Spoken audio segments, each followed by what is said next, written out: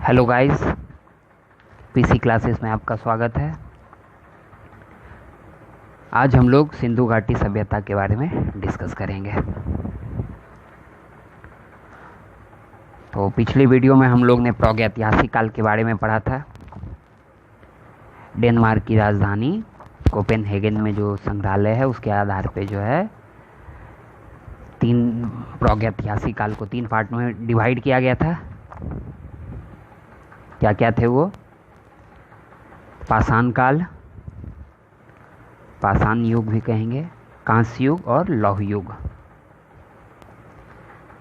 पाषाण काल को भी हम लोग ने 3 पार्ट में डिवाइड किया था। तो हम लोग पिछले वीडियो में वो सब डिस्कस किए थे। आज हम लोग सिंधु घाटी सभ्यता के बारे में डिस्कस करेंगे।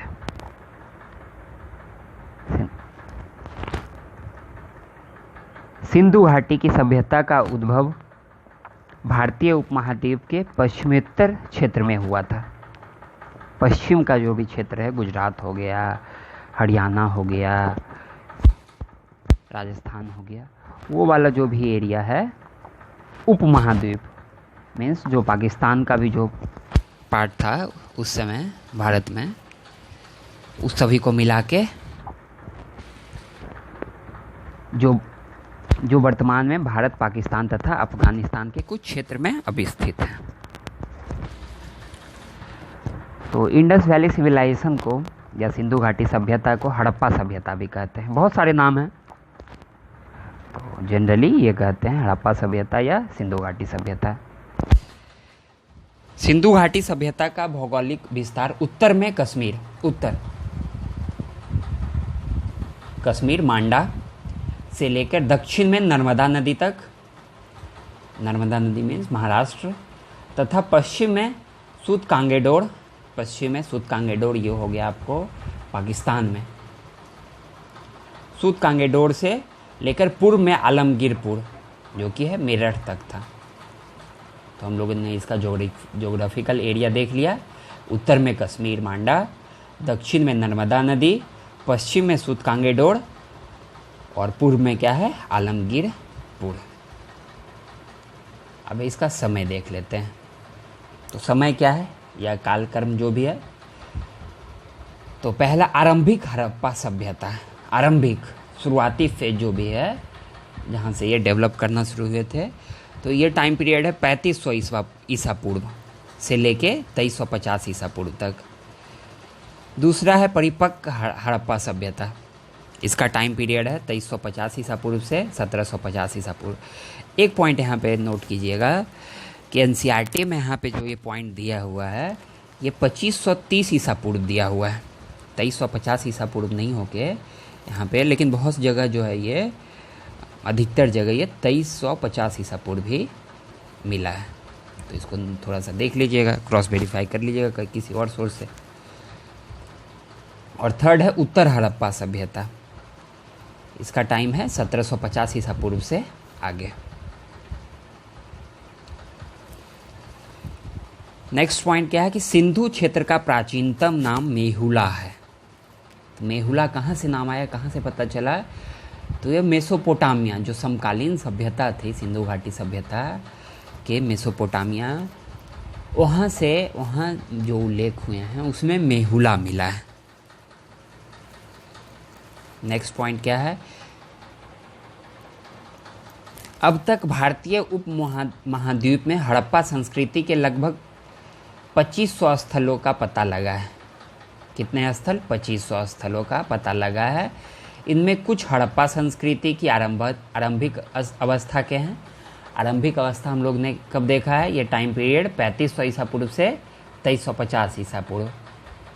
तो हड़प्पा संस्कृति की आरंभिक अवस्था के हैं, कुछ परिपक्व अवस्था के हैं 2350 से 1700 वाला जो भी देखे हैं, और कुछ उत्तर अवस्था के 1700 के बाद वाला जो भी है टाइम पीरियड। और उनमें केवल 8 ही ऐसे नगर की संख्या, 8 ही नगर की संज्ञा दी जा सकती, मतलब बड़े बड़े नगर जो हैं 8। एनसीईआरटी में तो 7 ही दिए हुआ है, लेकिन हाल में जो है राखीगढ़ी, हाल के खोज से सबसे बड़ा पता चला है। कौन सा है? सबसे मोहनजोदाड़ो से भी जो है बड़ा एरिया में कौन है? राखीगढ़ी है। ऐसे जनरली हम लोग मोहनजोदारो को क्या लेते हैं, एरिया वाइज सबसे बड़ा है। देख लेते हैं मोहनजोदारो कहाँ है, पाकिस्तान के सिंध प्रांत में है। हड़प्पा पंजाब, पाकिस्तान के पंजाब प्रांत। राखीगढ़ी है हरियाणा के घग्गर नदी के किनारे है। धौलावीरा गुजरात के कच्छ क्षेत्र में है। चन्होदड़ो कहाँ है, वही पाकिस्तान के सिंध प्रांत में है।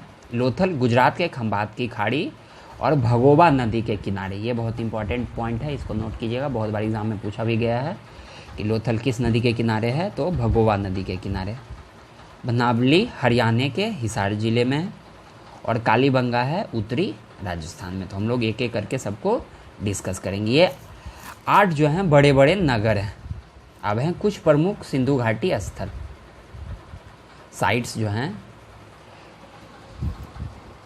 इंडस वैली साइट्स वाले जो भी हैं, तो आलमगीरपुर मेरठ, बाबरकोट गुजरात, बड़गांव उत्तर प्रदेश, दैमाबाद महाराष्ट्र, दैमाबाद हम लोग पिछले वीडियो में भी डिस्कस किया था, देसलपुर गुजरात, फरमाना हरियाणा, गंदवाड़ीवाला पंजाब, कुंतासी गुजरात, कोटदीजी बलूचिस्तान, सुरकोटदा गुजरात, सुत कांगेंडोर है, यही बलूचिस्तान में ही है, पाकिस्तान में। गाजीसा ये भी पाकिस्तान में ही है। रोपर पंजाब में है। रोपर किस लिए फेमस है, तो रोपर में एक मालिक के साथ एक कुत्ते दफनाने का साक्ष्य मिला है, वहाँ पे एक मालिक के साथ है, तो रोपर इसलिए है। रोपर, मुंडीगाक और सुतुरगुड़ी, ये कहाँ है, ये दोनों जगह अफगानिस्तान में है। सुतुरगुड़ी। अब है नदी घाटी सभ्यता, जो फेमस नदी घाटी सभ्यता है। हुआंगो नदी घाटी चीन की सभ्यता।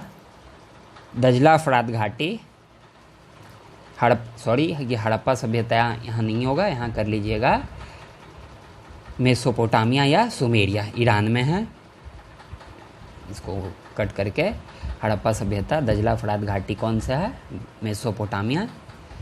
नील नदी घाटी मिस्र की सभ्यता। सिंधु घाटी हड़प्पा सभ्यता। नोट, विश्व की प्राचीनतम सभ्यता कौन सी है, मेसोपोटामिया सभ्यता है, विश्व की प्राचीनतम। लेकिन डेवलप्ड कौन सा है, तो वो हड़प्पा होगा।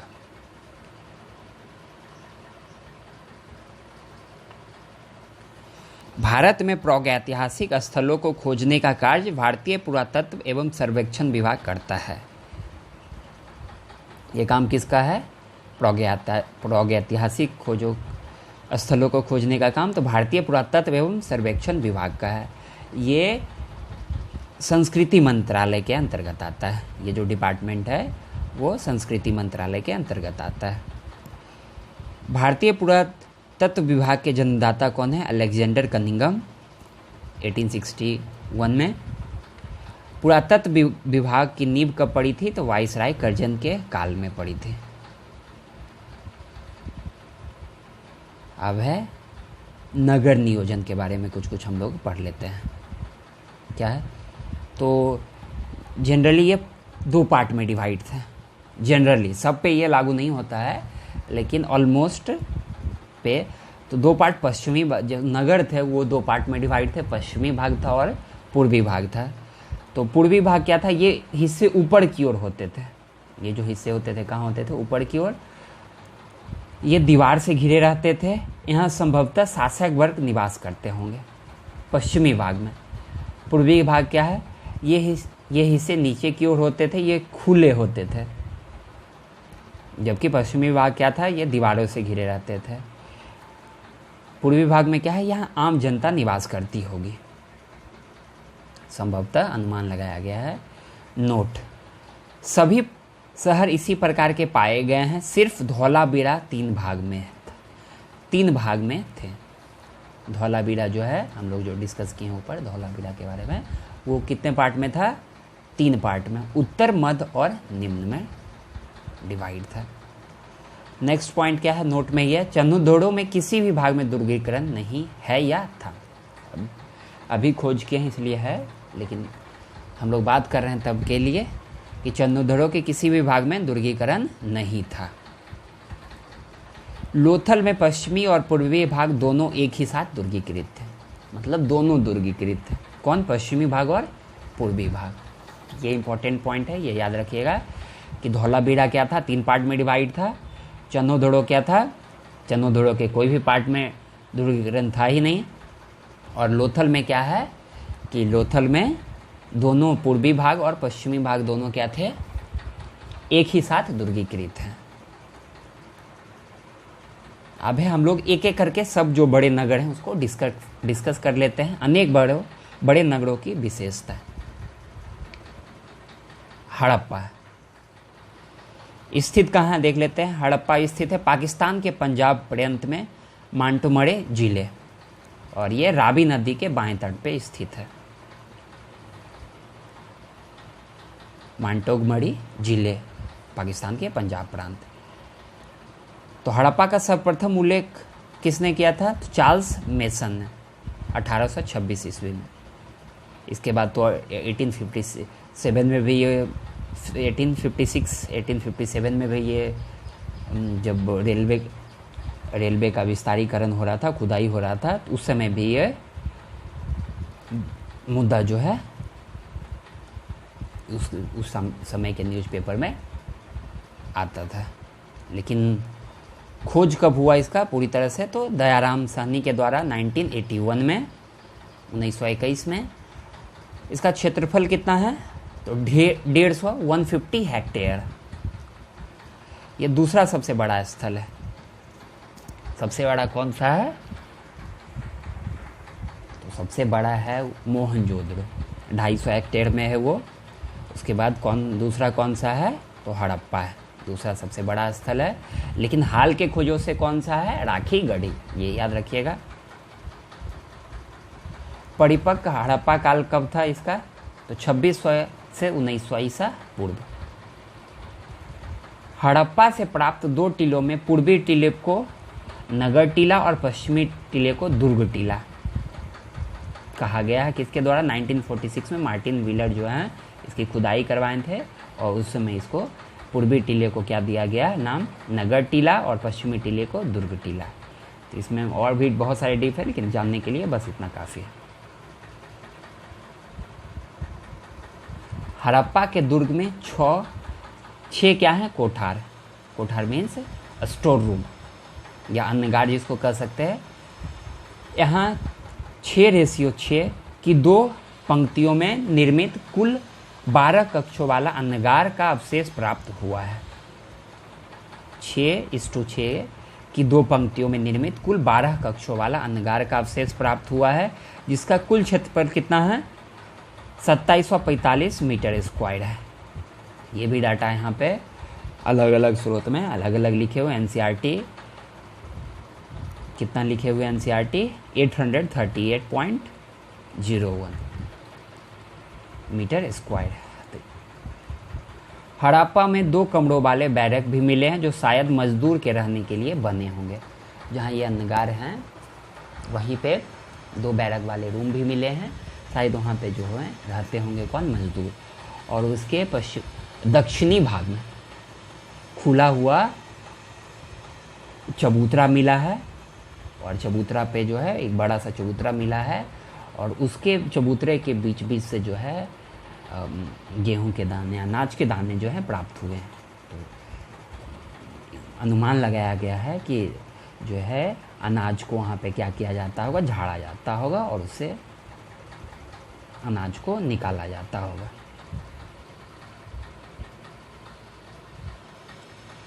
कला एवं शिल्प, यहाँ कौन कौन से? यहाँ से जो भी कला एवं शिल्प के वस्तुएं मिले हैं।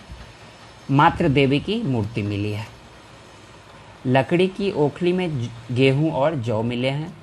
कांस्य धातु की बनी हिरण का पीछा करते हुए कुत्ते की मूर्ति मिली है। कांस्य धातु। पाषाण की नग्न नृत्यांगना। यहाँ से इतने चीज़ें इंपॉर्टेंट है, इसको याद कर लीजिएगा। दूसरा नगर कौन सा है? मोहनजोदड़ो। अर्थ क्या होता है इसका? भूतों का टीला। स्थित लड़काना सिंध प्रांत पाकिस्तान। खोज किसने किया था? राखलदास बनर्जी 1922 ईस्वी में। क्षेत्रफल कितना है? 250 हेक्टेयर, सबसे बड़ा है ये। परिपक्व काल कब है? 2800 से 1900 ईसा पूर्व।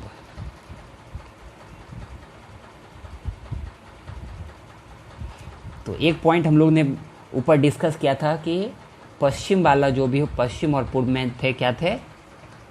डिवाइड थे। नगर जो थे डिवाइड थे पश्चिम और पूर्व में। पश्चिम में दुर्गीकृत थे, वहाँ शायद शासक वर्ग। लेकिन यहाँ पे क्या है मोहनजोदड़ो में कि पूर्व की बस्तियाँ यहाँ रईसों की बस्तियाँ थी, मतलब शासक वर्ग। यहाँ दुर्गीकरण है कौन से में? पूर्व की बस्तियाँ में। अब है महत्वपूर्ण सार्वजनिक स्थल, विशाल स्नानागार। डायमेंशन इसका क्या है? 11.88 मीटर इसका लेंथ है, विड्थ है 7.01 मीटर, और हाइट इसका कितना था? ऊंचाई 2.43 मीटर। तो इसका डायमेंशन ये है विशाल स्नानागार का। जो स्नानागार मिला है मोहनजोदड़ो से, उसकी क्या विशेषता है कि स्नानागार का फर्श पक्की ईंटों का बना है। ये जो फर्श है इसका, जिसमें पानी का जमा होता था, ये फर्श है पक्की ईंटों का बना है। पास के कमरे में बड़ा सा कुआं है, इसी से पानी निकालकर हौज में डाला जाता था। हौज के कोने में निर्गम मुख है, जिससे पानी बहकर नाले में जाता था। तो एक वेल ड्रेनेज सिस्टम था पानी निकासी के लिए भी। और वो जो स्नानागार है उसके बगल में क्या थे? कपड़े बदलने के लिए कमरे हैं। तो ये स्नानागार जो है, इसे अनुमान क्या लगाया गया है?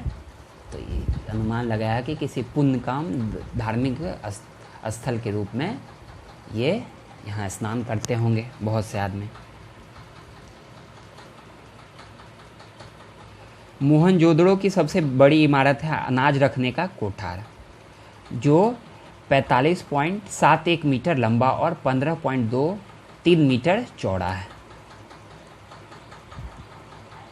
इतना मीटर इसका एरिया निकाल लीजिएगा कि कितना बड़ा है। लंबाई कितना है? 45.71 मीटर। और क्या मिले हैं? मोहनजोदड़ो से बने हुए सूती कपड़े का एक टुकड़ा निकला है और कई वस्तुएं और कपड़ों की छाप भी मिली है। कला और शिल्प, यहाँ से क्या क्या कला और शिल्प वस्तुएं मिले हैं? कांसे की नर्तकी की मूर्ति, घोड़े की मृण मूर्ति, मोहरे पर ज़्यादातर बैल के प्रमाण। मोहनजोदड़ो से पशुपति की मोहर प्राप्त हुए हैं। ये बहुत फेमस है पशुपति, जो मोहर मिले हैं पशुपति। तो उसमें एक साधु के तरह के आदमी हैं जो एक पैर अपने दूसरे पैर पे उठा के एक अवस्था में बैठे हुए हैं। बहुत सारे जानवर भी उनके अगल बगल में हैं। ये पशुपति की मोहर मोहनजोदड़ो से मिले। थर्ड कौन सा है? चन्होदोड़ो। चन्होदोड़ो कहाँ स्थित है? सिंध प्रांत पाकिस्तान। खोज किसने की थी? एमजी मजूमदार। कब? 1931 में।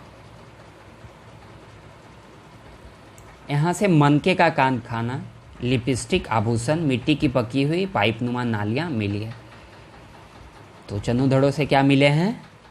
मनके का कारखाना, लिपस्टिक, आभूषण, मिट्टी की पकी हुई पाइपनुमा नालियाँ मिली है।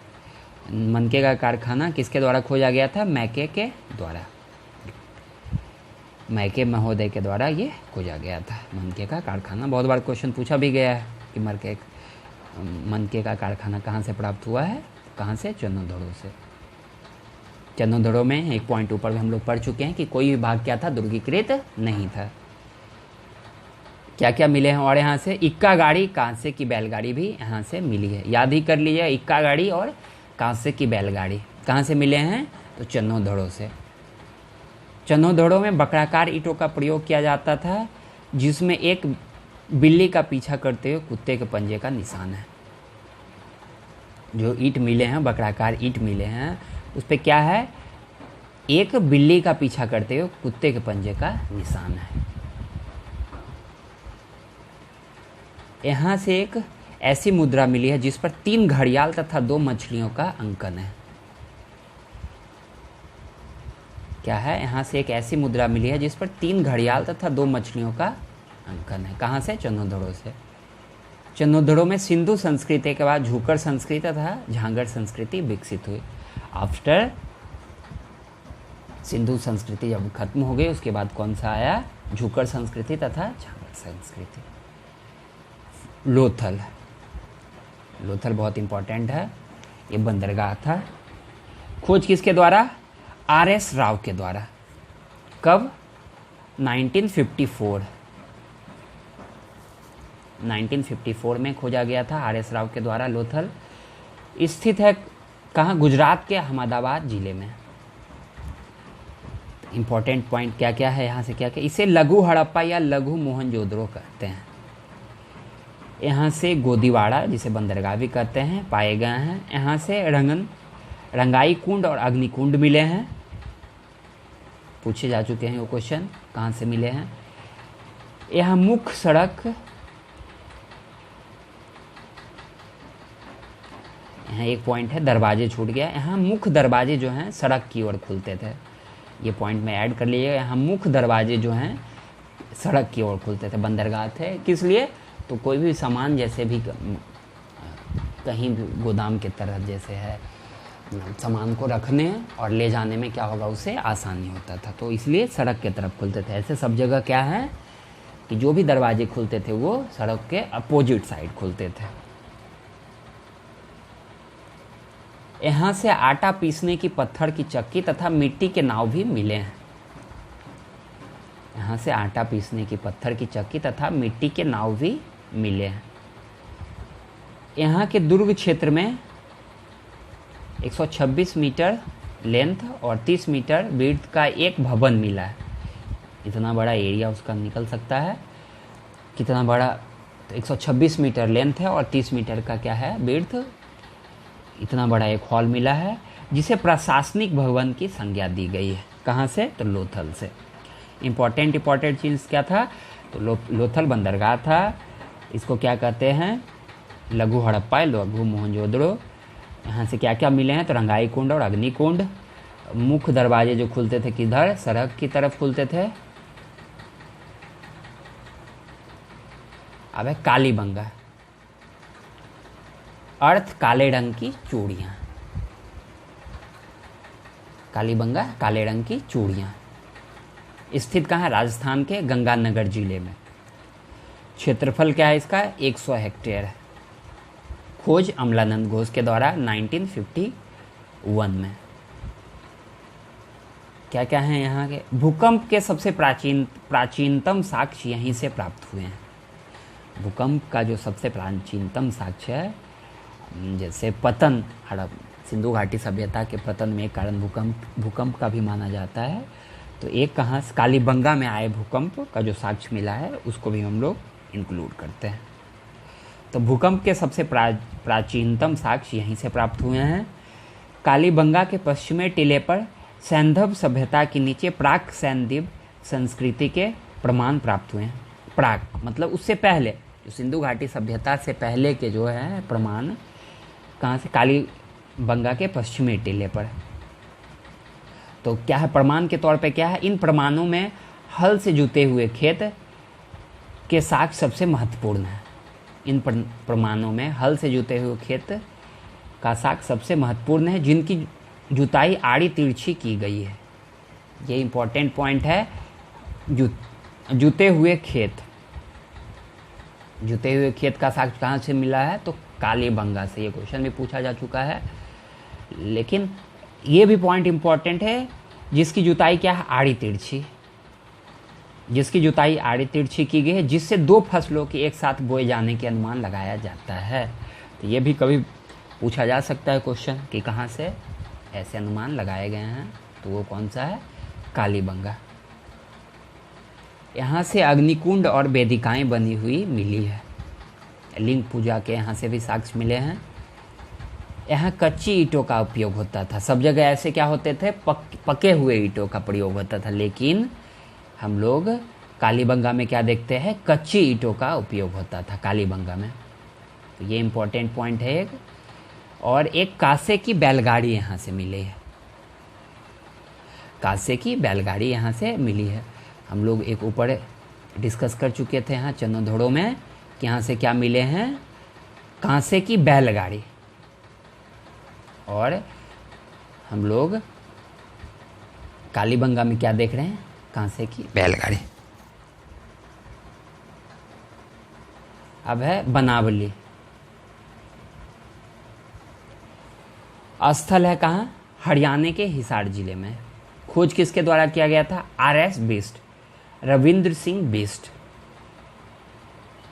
खोज कब हुई है बनावली की, 1947 ईस्वी में। ये डेट थोड़ा सा इसको क्रॉस वेरीफाई कर लीजिएगा, जैसे मुझे लग रहा है 1997 में शायद बनावली की खोज हुई है, या इस डेट को भी इसको चेक कर लीजिएगा। यहाँ से प्राक हड़प्पा और हड़प्पा उत्तर काल के प्रमाण प्राप्त हुए हैं। ये इम्पोर्टेंट है कि बनावली से क्या मिले हैं, यहाँ से प्राक हड़प्पा से पहले के हड़प्पा मतलब हड़प्पा कालीन तथा हड़प्पा के बाद वाले काल के जो भी प्रमाण हुए हैं कहाँ से, तो बनावली से। यहाँ से मिट्टी का बना हुआ हल तथा बढ़िया किस्म का जौ प्राप्त हुआ है। यह भी इम्पोर्टेंट है कि यहाँ से क्या मिला है, मिट्टी का बना हुआ हल तथा बढ़िया किस्म का जौ प्राप्त हुआ है। यहाँ जल निकासी प्रणाली का अभाव है। बनावली में क्या है, एक यही स्थल है जहाँ हम लोग क्या देखते हैं, जल निकासी प्रणाली का अभाव मिलता है बनावली से।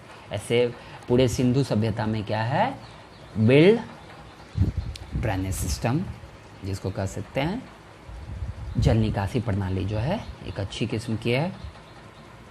अब है धौलावीरा। धौलावीरा का अर्थ क्या होता है, सफ़ेद कुआं। धौला का अर्थ सफ़ेद और बीड़ा का अर्थ क्या होता है, कुआं। धौलावीरा का अर्थ हो गया सफ़ेद कुआं। स्थित है गुजरात के कच्छ जिले में। खोज JP जोशी के द्वारा 1967 और 68 ईस्वी के बीच में किया गया था। यहाँ सबसे इम्पोर्टेंट क्या है, यहाँ से क्रीड़ागार मतलब स्टेडियम का साक्ष्य मिला है। यहाँ से क्रीड़ागार का साक्ष्य मिला है। नेबले की पत्थर की मूर्ति जो 37 मीटर लंबी है वो मिली है। विशाल जलाशय यहाँ से भी मिले हैं। और कहाँ से मिले थे, मोहनजोदड़ो से मिले थे। यहाँ का डायमेंशन क्या है, विशाल जलाशय का 80 मीटर लेंथ, 12 मीटर क्या है विड्थ और 7.5 मीटर हाइट। डायमेंशन इसका ये है। ये जल संरक्षण की तकनीक जानते थे और इन्होंने बांध बनाए तथा जलाशयों में पानी संग्रहित की। इन्होंने बांध बनाए, कौन, कहाँ वाले, धौलावीरा। तो बांध पे आ सकता है, पूछा जा सकता है क्वेश्चन, ये कहाँ के निवासी जो हैं बांध का निर्माण किए थे। अब है जीवन निर्वाह। तो जीवन निर्वाह किस तरह करते होंगे क्या, तो कृषि, पशुपालन, शिल्प और व्यापार करके ये अपना जीवन निर्वाह करते होंगे। क्या क्या है, कृषि, पशुपालन, शिल्प और व्यापार। कृषि तो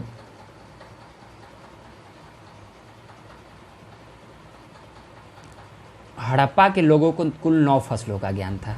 चावल उसके बाद में है, लोथल से मिले हैं, अप्रॉक्स 1800 ईसा पूर्व में मिले हैं। तो कौन कौन से हैं 9 फसल, गेहूं, जौ, कपास, खजूर, तारबूज, राई, सरसों तथा तिल, और एक है मटर। 9 फसल, 8 ही हो रहा है यहाँ पे। चावल हैं जिसको नगरोत्तर काल कहेंगे या हड़प्पा उत्तर काल भी जिसको कहेंगे। चावल तब मिलता है यहाँ से। हड़प्पा उत्तर काल में हम लोग बहुत सारे ताम्रपाषाणिक संस्कृति पढ़े थे। मालवा संस्कृति पिछले वीडियो हम लोग देख चुके हैं, जोड़वे संस्कृति, मालवा संस्कृति, प्रवास संस्कृति, तो वो सब उसी टाइम इसके बाद के हैं।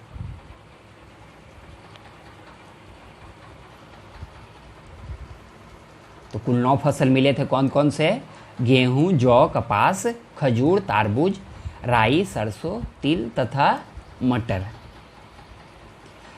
चावल के साग कहाँ से मिले हैं, रंगपुर में धान की भूसी मिली है, और लोथल में चावल मिले हैं। 1800 ईसा पूर्व के। तिल सरसों जौ कहाँ से मिले हैं? जौ हम लोग देख चुके हैं ऊपर भी कि अच्छे किस्म के जौ मिले थे कहाँ से? बनावली से। तिल सरसों और जौ बनावली। सबसे पहले कपास पैदा करने का श्रेय किन्हें जाता है? हड़प्पा संस्कृति के। तो कृषि में हम लोग देख रहे हैं हड़प्पा सभ्यता में ही सबसे पहले बार क्या हुआ था? कपास का उत्पादन हुआ था। और क्या इनका हल किस तरह का? अभी जैसे उस समय तक तो लोहा का आविष्कार हुआ नहीं था, खोजे नहीं गए थे, तो लकड़ी के हल उपयोग में आते थे और इसको बैल के द्वारा नहीं जोते जाते थे, ये आदमी ही खींच के उसको प्लफिंग जो करते थे, जुताई जो करते थे, कौन? आदमी ही खींचते थे। और फसल को काटने के लिए पत्थर की हाशियों का उपयोग करते थे। तो कृषि में ये सब इम्पोर्टेंट है कि 9 फसल के ज्ञान थे। चावल का साग कहाँ से मिला? तिल सरसों जौ कहाँ से है? कपास सबसे पहले यहाँ से उत्पादन हुआ था। अब है पशुपालन। ये लोग बैल, गाय, भैंस, बकरी, भेड़ और सूअर पालते थे। ये लोग बैल, गाय, भैंस, बकरी और सूअर पालते थे। कुत्ते, बिल्ली, गधे और ऊँट भी पालते थे। कुत्ते, बिल्ली, गधे और ऊँट भी पालते हैं। तो बहुत हम लोग मुद्रा पे भी देख चुके हैं क्या है? एक कुत्ता जो है बिल्ली का पीछा कर रहा है। घोड़े के अस्थियां कहाँ से मिले हैं? सुतकांगेडोर से, सुतकोटदा से, गुजरात है। सुतकांगेडोर हो गया वहाँ पे बलूचिस्तान। कब के मिले हैं घोड़े के अस्थियां? 2000 ईसा पूर्व के। घोड़े के दांत कहाँ से? राना धुंडई, पाकिस्तान। पशुओं में कुंवड़ वाला सांड इस सभ्यता के लोगों के लिए विशेष पूजनीय था। ये हाथी और गेंडे से भी परिचित थे। तो मतलब ये जो है जैसे हड़प्पा के बाद वैदिक वाले लोग थे वो घोड़े से परिचित थे। मुख्य जो अश्व केंद्रित जिसको कह सकते हैं उनका समाज था, एक जगह से दूसरी जगह जाने के लिए उपयोग करते थे घोड़े का। तो सिंधु सभ्यता, सिंधु घाटी सभ्यता में ऐसा नहीं था। शिल्प। हड़प्पा संस्कृति कांस्य युग की थी। हड़प्पा संस्कृति कांस्य युग की थी। तो कांस्य कैसे बनते थे? तांबे में टीन मिलाकर। और कांस्य युग हम लोग वहाँ पे फर्स्ट वीडियो में डिस्कस किए थे, कोपेनहेगन में जो संग्रहालय है उसके आधार पे जो है प्रागैतिहासिक काल को पाषाण युग, कांस्य युग और लौह युग में डिवाइड किए हैं। तो ये हम लोग अभी क्या पढ़ रहे हैं? कांस्य युग। ये जो फेज है सिंधु घाटी सभ्यता वाला, ये कौन सा है? कांस्य युग। हड़प्पा संस्कृति कांस्य युग की थी। ऊनी और सूती कपड़ों का चलन है। तो हम लोग सूती कपड़ों का साक्ष्य तो कहाँ से देख चुके हैं? मोहनजोदड़ो में भी मिला था। स्वर्णकार चांदी, सोना और रत्नों के आभूषण बनाते थे। तो सोना चांदी कहाँ से आते होंगे? कोलार माइन से, अफगानिस्तान से। तो ये व्यापार में हम लोग डिस्कस करेंगे इसको। हड़प्पा सभ्यता में अस्त्र शस्त्र के अभाव के कारण इस सभ्यता का शासन सभ्यता बनिक वर्ग के हाथ में था। हड़प्पा सभ्यता में अस्त्र शस्त्र बहुत कम मिले हैं, ना के बराबर ही। अभाव के कारण इस सभ्यता का शासन संभवतः बनिक वर्ग के हाथ में था, व्यापारियों के हाथ में ही था।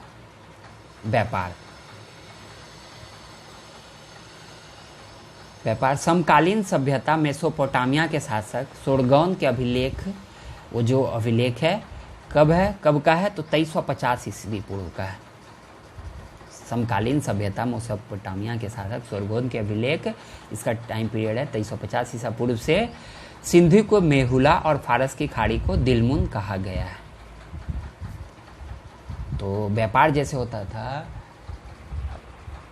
मिडिल ईस्ट के साथ, पश्चिम एशिया के साथ भी व्यापार करते थे। तो कैसे करते थे? वो बीच में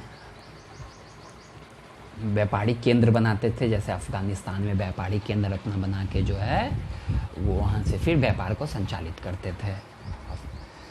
तो एक ये पॉइंट याद रखिएगा। सिंधु को मेहुला, मेलुहा, मेहुला नहीं मेलुहा, और फारस की खाड़ी को दिलमन कहा गया। मेसोपोटामिया के उड़ और किस से हड़प्पा के मोहर मिले हैं? कहाँ से? मेसोपोटामिया के उड़ और किस से हड़प्पा के मोहर मिले हैं, जिससे यह पता चलता है कि इनका व्यापार एक दूसरे से था। तो जो मोहर मिले वो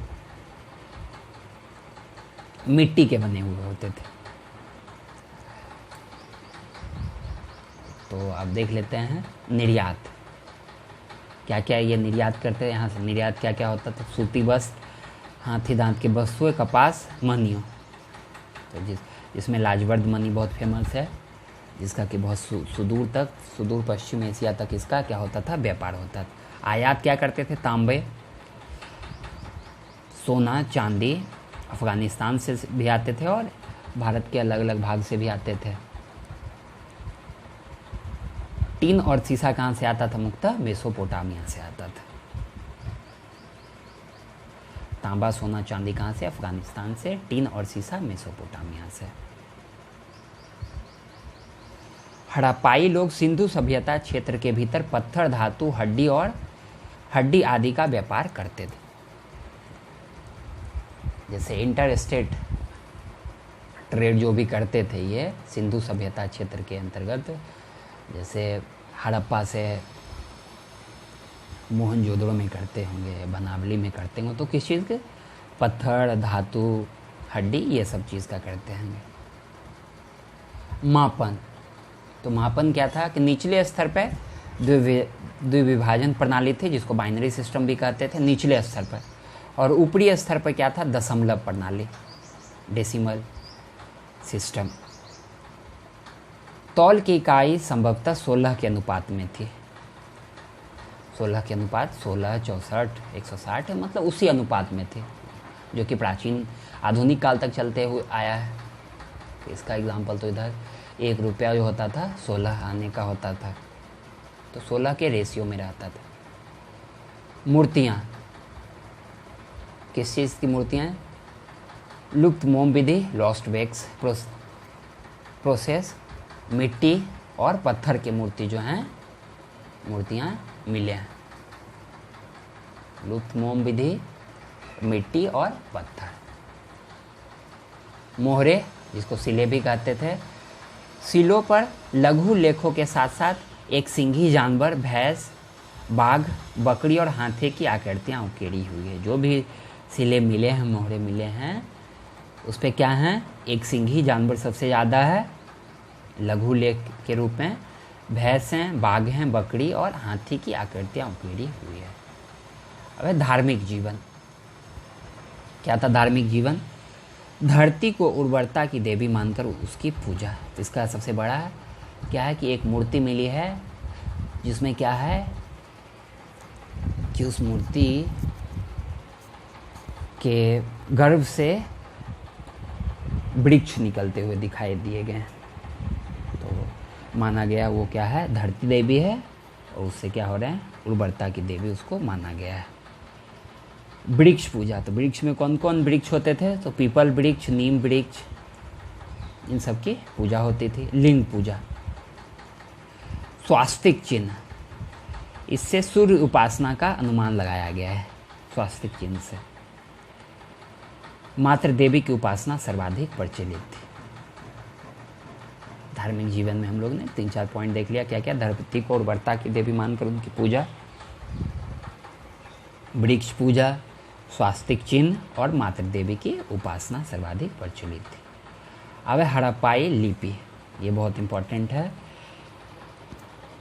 कि हड़प्पाई लिपि का सबसे पुराना नमूना कब मिला था? तो 1853 में मिला था। तो रेलवे का विस्तारीकरण हो रहा था इसी समय ये मिला है, और 1923 तक पूरी लिपि प्रकाश में आ गई, लेकिन इसको अभी तक पढ़ा नहीं जा पाया है। इस वजह से अभी अनुमान नहीं लगाया जा चुका है कि हड़प्पा सभ्यता का पूरी तरह से अनुमान नहीं लग पाया है कि क्या योगदान रहा है उनका। अधिकांश अभिलेख मोहरों पर है, जो मोहर मिले हैं उसी पे हैं, और हर एक में 2-4 ही शब्द हैं। जो मोहर मिले हैं, अधिकतर जो मिले हैं मोहर पे मिले हैं, और हर मोहर पे 2-4 शब्द ही हैं। इस लिपि में कुल मिला जुला कर 250 से 400 तक चित्राक्षर पिक्टोग्राफ है, और चित्र के रूप में लिखा हर अक्षर किसी ध्वनि, भाव या वस्तु का सूचक है। क्या बताया? कुल मिला जुला कर 250 से 400 तक चित्राक्षर, जिसको पिक्टोग्राफी कहते हैं, है, और चित्र के रूप में लिखा हर अक्षर किसी ध्वनि, भाव या वस्तु का सूचक है। नोट, इम्पॉर्टेंट पॉइंट है इसको। हड़प्पा लिपि वर्णनात्मक, सिर्फ जैसे आज वर्ण हम लोग किसी चीज़ को रिप्रेजेंट करते हैं वर्णमाला के रूप में, वर्णनात्मक नहीं बल्कि मुख्यतः चित्रलेखात्मक है। ब्रूस्टोफेडन शैली क्या है? एक्स्ट्रा एक पॉइंट है ब्रूस्टोफेडन शैली, इसको जान लीजिए कि जिसमें कुछ भी बाएं से दाएं और दाएं से बाएं लिखा जाए, उसको क्या कहते हैं? ब्रूस्टोफेडन शैली। तो याद क्या रखिएगा, चित्रलेखात्मक लिपि थी। हड़प्पाई लिपि जो है क्या है? मुख्यतः चित्रलेखात्मक।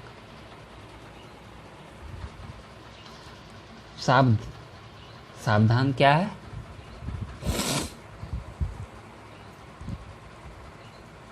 दाह संस्कार, आंशिक सावधान और पूर्ण सावधान। इस तीनों के साक्ष्य कहाँ से मिले हैं? तो कालीबंगा में तीनों मिले हैं। दाह संस्कार के तीनों साक्ष्य कहाँ से मिले हैं? कालीबंगा से। मूर्ण मूर्तिकाएं, जिसको टेराकोटा फिरगिन भी कहते हैं, फिगरिन जिसको बोलते हैं, टेराकोटा कहती है किसको कहते हैं? आग की पक्की मिट्टी को कहते हैं टेराकोटा। तो मूर्ण मूर्तिकाएं को ही क्या कहते हैं? Terracotta figurine. सिंधु प्रदेश में भारी संख्या में आग की पक्की मिट्टी, जिसको टेराकोटा कहते हैं, की बनी मूर्तिकाएं मिली है। हम लोग ऊपर मूर्तिकाएं डिस्कस कर चुके थे, किस किस चीज़ के मूर्ति मिले हैं। तो सिंधु आग की पक्की मिट्टी की बनी मूर्तिकाएं मिली है। इनका प्रयोग या तो खिलौने के रूप में होता था या पूज्य प्रतिमाओं के रूप में होता था। इनका प्रयोग या तो खिलौने के रूप में होता था या पूज्य प्रतिमाओं के रूप में होता था।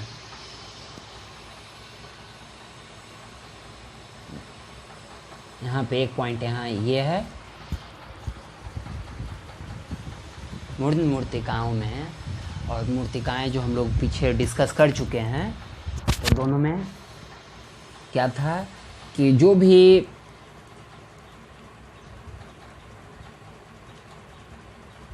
मोहरे या मूर्तियाँ मिले थे और मूर्ण मूर्तियाँ मिले हैं, इसमें क्या है कि मोहरे में बहुत ज़्यादा क्या कह सकते हैं उसको, बारीकी से काम हुआ रहता था, जबकि मूर्ण मूर्तिकाओं में ऐसा कोई चीज़ देखने को नहीं मिला है।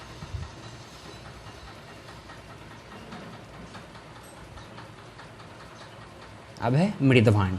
मृदभांड हम लोग ने पीछे भी बताया था, चार तरह के मृदभांड को बताया था। कौन कौन थे? BRW, OCP, देख लीजिएगा उसको, पीछे रिवाइज कर लीजिए।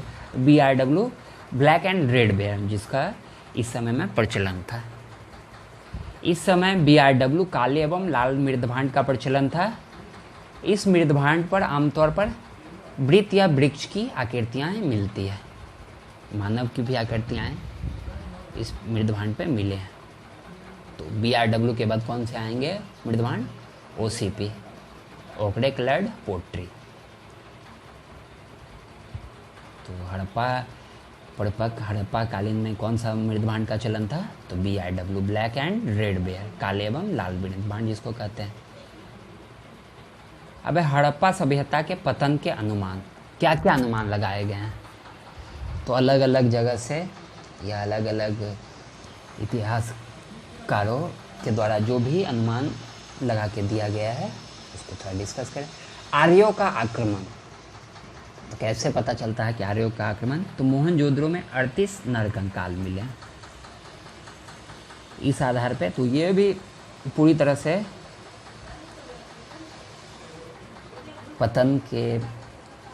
जो अनुमान लगाया गया है इसको पूरी तरह से ये फुलफ़िल नहीं करता है,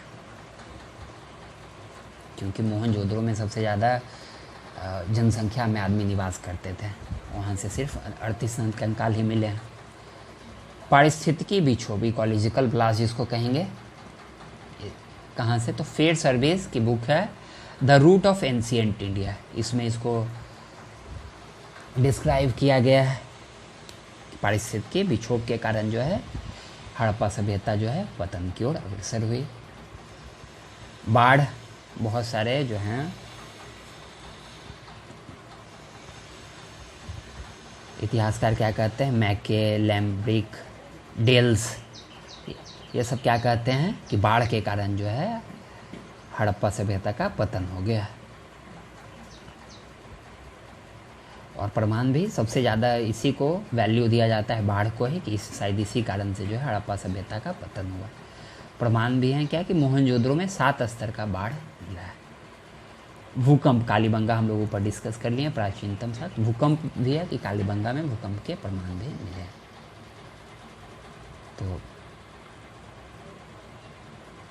तो हड़प्पा सभ्यता के बाद हम लोग जो जनरली है क्या करते हैं, अप्रॉक्स 1700 ईसा पूर्व आते आते क्या है कि पूरी तरह से हड़प्पा सभ्यता जो है खत्म हो गई।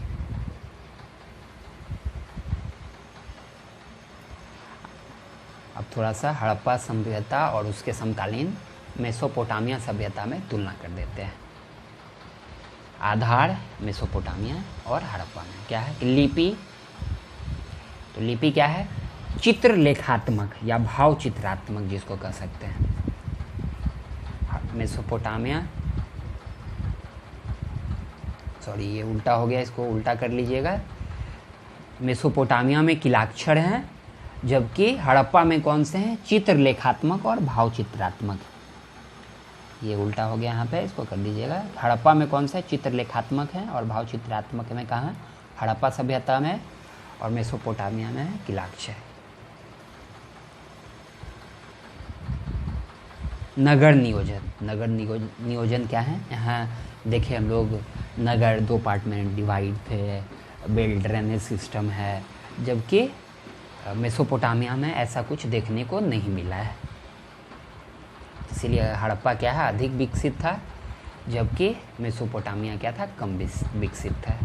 लिपि क्या है, अच्छा लिपि तो मेसोपोटामिया किलाक्षर और हड़प्पा चित्रलेखात्मक या भाव चित्रात्मक।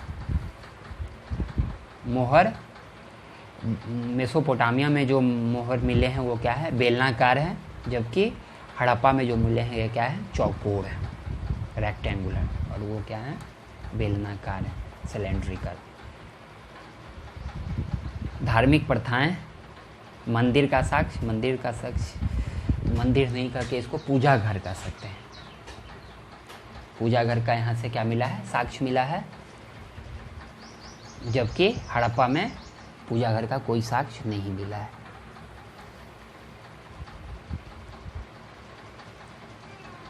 ईंट